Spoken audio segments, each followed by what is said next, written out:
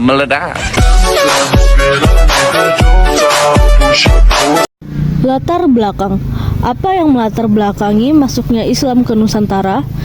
Islam masuk ke Indonesia melalui jalur perdagangan, perkawinan, pendidikan, dan kesenian.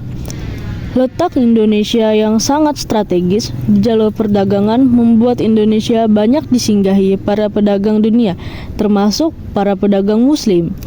Banyak dari mereka yang tinggal menetap dan membangun perkampungan Muslim. Melalui interaksi dengan masyarakat lokal di pelabuhan-pelabuhan perdagangan, pedagang Muslim membawa tidak hanya agama Islam, tetapi juga tradisi-tradisi,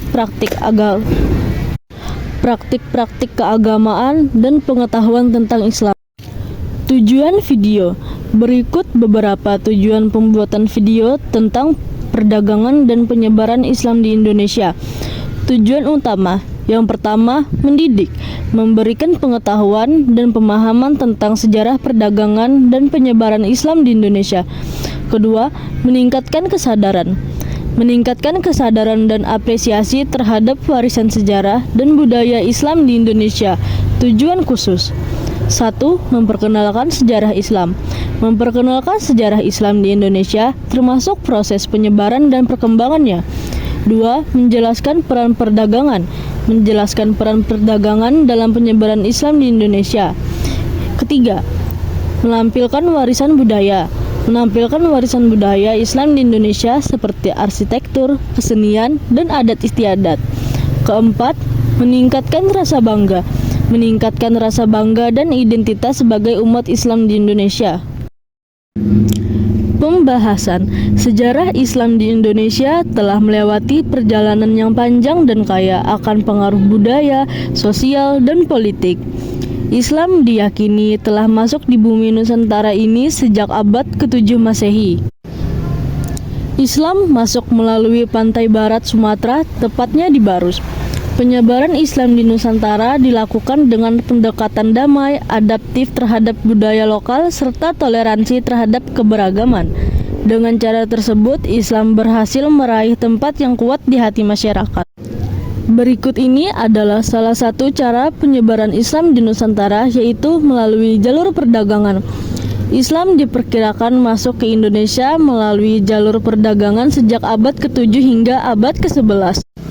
Ahmad Syafrizal dalam penelitiannya yang berjudul Sejarah Islam Nusantara dalam jurnal Islamuna 2015 menyebutkan sejak awal abad Masehi, kaum pedagang asing sudah mengunjungi beberapa pelabuhan di Nusantara seperti Aceh, Barus, Palembang, Sunda Kelapa, dan Gresik.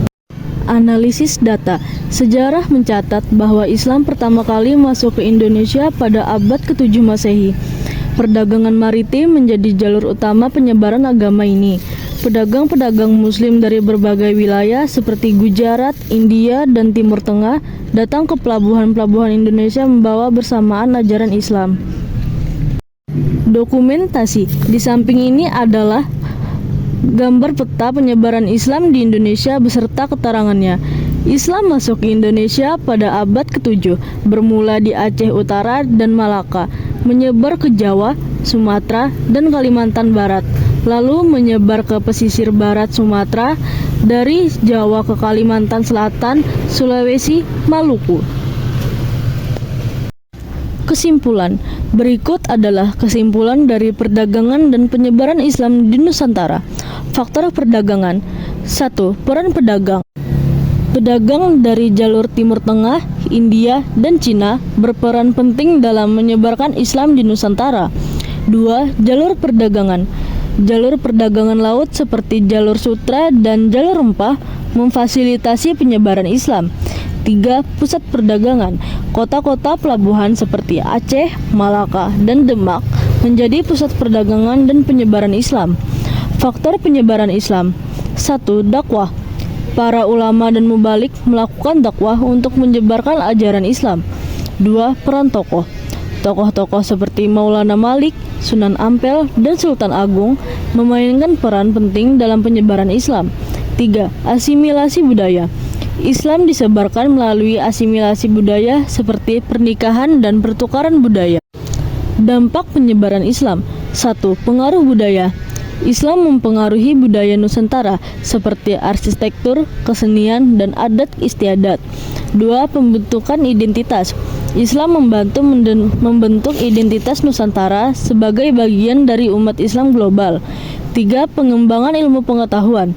Islam memicu pengembangan ilmu pengetahuan seperti astronomi, matematika, dan kedokteran.